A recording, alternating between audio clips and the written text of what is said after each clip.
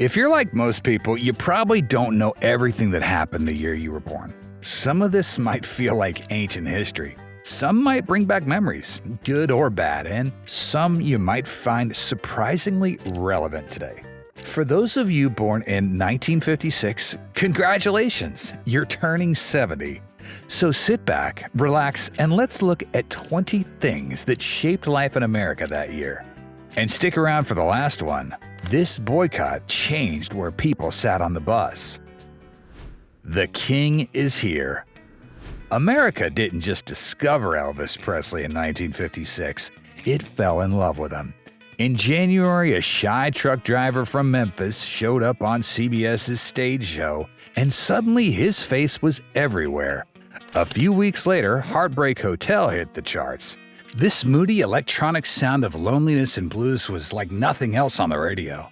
By March, he had his first gold album. This wasn't a fluke. In June, Elvis sang Hound Dog on the Milton Berle Show and moved his hips in a way that shook parents and teenagers lost their minds. By September, he was on The Ed Sullivan Show, and rock and roll was in full swing. I know Elvis Presley's 6 feet tall, big shoulders, he's got lovely hair, and he's got blue eyes, and Elvis Presley! Making that dough. Here's a weird one. Did you know that Play-Doh started as a wallpaper cleaner?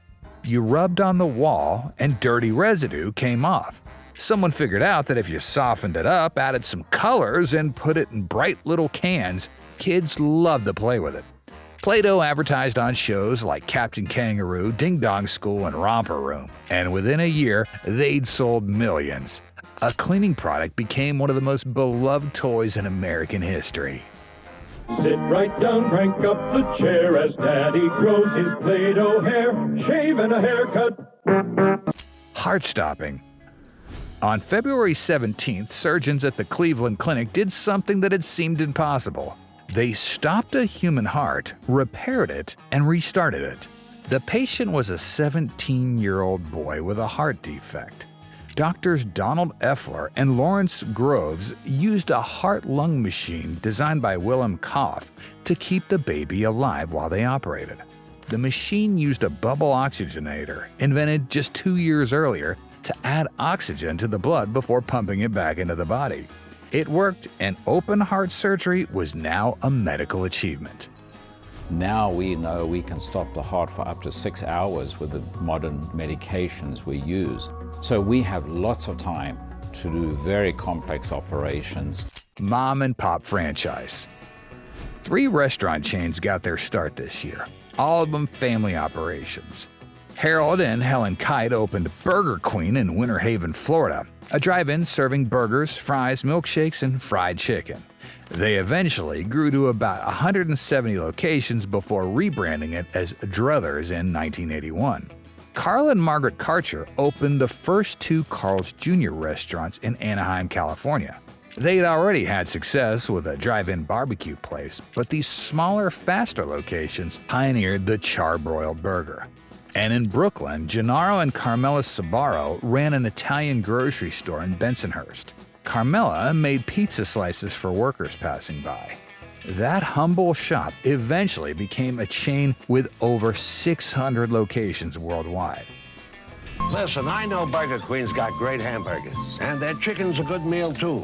But you know what I really get a craving for? What else? Fish. New shows. Remember staying home sick and watching TV in your pajamas? As the World Turns premiered in April as the first 30-minute daytime drama. Before that, soap operas only ran 15 minutes. Set in the fictional town of Oakdale, Illinois, it dominated daytime ratings for decades. The Gumby Show started in June as a segment on Howdy Doody before becoming its own thing. Gumby was this blocky green clay character who could walk into books and travel through time, usually with his orange pony friend Pokey. And The Price is Right debuted on NBC in November, hosted by Bill Cullen. Contestants tried to guess prices without going over. Simple idea, lasted forever. Now, let's go exploring, okay? Oh, I like to explore. New inventions. These 3 things changed how we use technology. Ampex introduced the first practical videotape recorder in April. Before this, TV networks had to broadcast everything live. Now they could record it and play it back. CBS used it to rebroadcast the news on the West Coast 3 hours after it aired in New York. The Zenith Space Command was a wireless remote control. When you pressed a button, a tiny hammer inside struck an aluminum rod, making a sound the TV could interpret. No batteries needed. Your dad probably called it the clicker. And IBM announced the 305 RAM Mac in September, the first commercial computer with a hard disk drive. It stored over 3 megabytes across 50 24-inch discs. That was a big deal at the time. It changes channels. It changes sound levels. It even turns your TV off. Hit songs. Elvis dominated the charts, but he wasn't alone. Gogi Grant's The Wayward Wind actually knocked Heartbreak Hotel out of the #1 spot. It's been 15 weeks in the top 10, a bittersweet ballad about a wanderer who couldn't settle down. Johnny Cash's I Walk the Line spent 43 weeks on the charts. That steady rhythm and those honest lyrics about staying faithful became his signature sound. And while most people know the Elvis version, Carl Perkins wrote Blue Suede Shoes. It was the first song to hit #1 on the pop, country, and R&B charts. Well, you can do anything but lay off my blue suede shoes. Shopping. 3 retail chains opened their doors this year. Korean War veteran Lonnie Alsop and his wife Barbara opened Lonnie's Drive-In Grocery in Roswell, New Mexico. They sold it to 7-Eleven in 1963, then started over in Clovis with Alsop's convenience store. Marshall's opened, turning bargain hunting into a housewife's pastime. Racks stuffed with designer labels at prices that made mom smile. Every visit was a treasure hunt. And Payless Shoe Source was where you got new shoes for school. Rows of affordable sneakers and Sunday shoes. Mom got a new pair of kicks for the whole family without breaking the budget. Payless Shoe Source. You could pay more, but why? Call of the road. In June, President Eisenhower signed the Federal Aid Highway Act, authorizing 41,000 miles of interstate highways across America. It was a $25 billion project, the largest public works program in U.S. history, funded through fuel taxes. Eisenhower saw it as necessary for national defense and economic growth. The interstate changed everything. Suburbs expanded, retail moved, and long-distance car travel became practical. Construction continued for decades, reshaping cities and their connections. Most of these roads will be 4, 6, even 8-lane expressways, constructed for through traffic. Collision. On June 30th, tragedy struck over the Grand Canyon.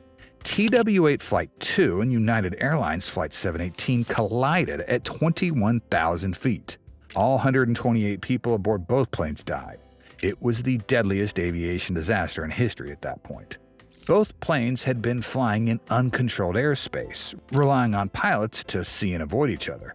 The crash exposed serious gaps in air traffic control. The public outcry led Congress to pass the Federal Aviation Act of 1958, creating the FAA. It centralized aviation regulation and established the air traffic control system we use today. Damn! What's he doing there? Pull up! Pull up! At your service. 3 companies became fixtures in American life. Midas opened its first muffler shop, offering quick repairs as more Americans took to the roads. H&R Block started preparing tax returns for regular people, helping them navigate increasingly complicated tax codes from small storefront offices. And Holiday Inn expanded its network of roadside motels, providing consistent, affordable places to sleep along the growing highway system. All 3 addressed practical needs at reasonable prices, and all 3 still exist today. More than 1,200 Holiday Inns have opened up all around the world because our sign stands for a warm welcome, or it doesn't stand at all. Car of the Year. Motor Trend honored Ford Motor Company with its 1956 Car of the Year award for advancing the Ford Fairlane's automotive safety and performance. The introduction of the revolutionary Lifeguard Safety Package featured deep-dish steering wheels, optional factory-installed seatbelts, padded dashboards, and sun visors demonstrated Ford's commitment to protecting drivers and passengers. The powerful new Thunderbird Special 312 cubic inch V8 engine, producing up to 225 horsepower, showed that Ford could compete in performance. Combined with refined styling, improved handling through ball-joint front suspension, and innovative features like the Crown Victoria's Skyliner's tinted plexiglass roof, Ford delivered significant advancements that earned the industry's most prestigious honor. For performance, it will be a revelation. Just wait till you have felt the eager surge of the new 225 horsepower Thunderbird Special Y8 engine. Conspiracies. A secret program began that would infiltrate organizations and raise questions about government power for decades. The FBI launched COINTELPRO, counterintelligence program, initially targeting the Communist Party in the USA. Director J. Edgar Hoover authorized agents to infiltrate, surveil, and disrupt organizations he considered threats. The tactics included wiretapping, informants, forged documents, and spreading misinformation. The program eventually expanded to target civil rights activists, anti-war protesters, and various political groups through the 1960s and early 70s. Nobody knew about it until 1971, when activists broke into an FBI office and leaked documents. Congressional investigations later revealed widespread constitutional violations, leading to reforms in how intelligence agencies are overseen. The documents prove for the first time that the FBI undertook a program in 1968 to harass and destroy New Left political organizations whose views the federal police agency disagreed with. Box office hits. Hollywood went big this year. Cecil B. DeMille's The Ten Commandments became one of the highest-grossing films ever made. Charlton Heston played Moses, and The Parting of the Red Sea featured special effects that still hold up. Around the World in 80 Days won Best Picture at the Academy Awards, a globe-trotting adventure with an all-star cast and exotic locations. And Giant, Jane Dean's final film, chronicled a Texas ranching family across generations, tackling themes of wealth, racism, and social change. Who shall withstand the power of God? Perfection. Sports delivered some unforgettable moments. Oklahoma beat Maryland 20-6 in the Orange Bowl, cementing the Sooners as national champions. That win was part of a 47-game winning streak that ran from 1953 to 1957, still an NCAA record. Rocky Marciano retired as undefeated heavyweight champion with a perfect 49-0 record. No one's matched it since. On October 8th, Don Larsen pitched the only perfect game in World Series history, retiring all 27 Brooklyn Dodgers batters in just 97 pitches as the Yankees won Game 5. And Mickey Mantle capturing the Triple Crown, leading the American League in batting average, home runs, and RBIs. Hagley gets one strike on Mantle, and there it goes over the right field fence across Bedford Avenue and deep into a parking lot. There's no place like home. When was the first time you saw Dorothy click her heels? Do you wish you could do that? On November 3rd, CBS broadcast The Wizard of Oz on television for the first time. Over 50 million people watched. Kids sat on the floor, parents on the couch, and everyone followed Dorothy down that yellow brick road together. Most people had black and white TVs, so nobody could see the ruby slippers were red, but it didn't matter. It was the start of a tradition that brought families together year after year. Give me back my slippers. I'm the only one that knows how to use them. They're no use to you. Give them back to me. I Like Ike. Despite suffering a heart attack the year before, America overwhelmingly chose to keep Ike in the White House. On November 6th, President Dwight D. Eisenhower won re-election in a decisive landslide over Democrat Adlai Stevenson, capturing 57% of the popular vote and 457 electoral votes to Stevenson's 73. His heart attack didn't faze voters, and Eisenhower's popularity remained strong. His campaign slogan, I Like Ike, resonated with Americans who credited him with bringing peace and prosperity during the Cold War. It was Stevenson's second consecutive defeat in the presidential run. Together with the First Lady, the President is among the early voters. The Gentleman. With Rocky Marciano retired, the heavyweight title was up for grabs. On November 30th, Floyd Patterson knocked out Archie Moore in the 5th round to become heavyweight champion in 21. His career included fights against Sonny Liston and Muhammad Ali. But what people remember most was his dignity and sportsmanship, rare in such a brutal sport. They called him the Gentleman of Boxing.